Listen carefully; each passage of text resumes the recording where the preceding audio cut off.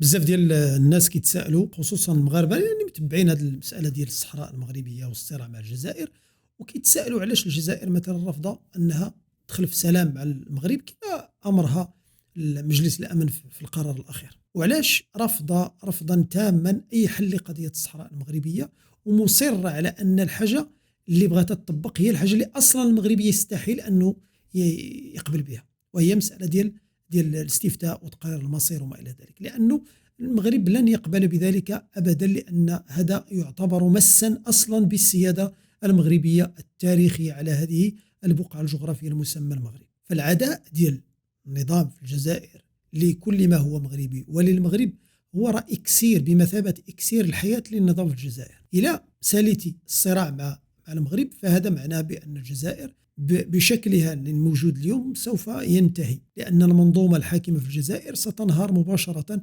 بدون وجود هذا العدو الخارجي الكلاسيكي اللي صنعوه، اللي هو عدو قوي كما اعترفت القادة الجزائريين، اعترفوا القادة الجزائريين بكري وقالوا بأن المغرب بلد قوي، بلد شرس، بلد يصعب التغلب عليه، وبالتالي نحن بحاجة إلى إضعافه قبل أن نقوم بالقضاء عليه بشكل تام.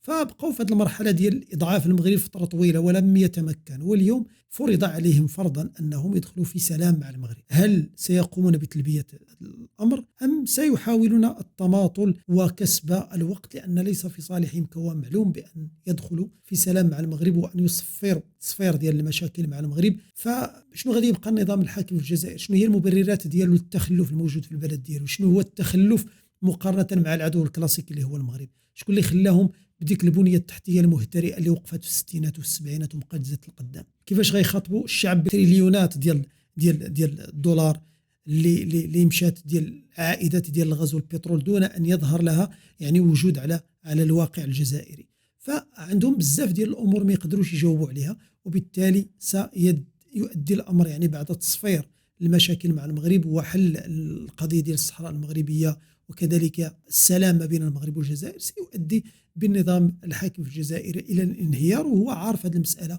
عليها يتماطل ويبحث عن طرق ربما تمكنه من الهروب من مسألة السلام مع المغرب وإنهاء المشاكل أو المشكل مع المغرب.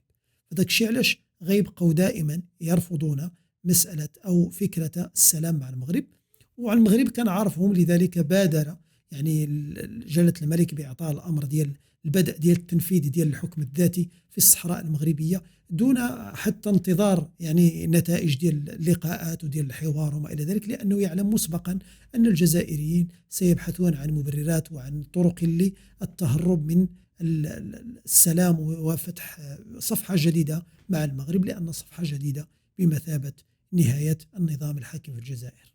سلام.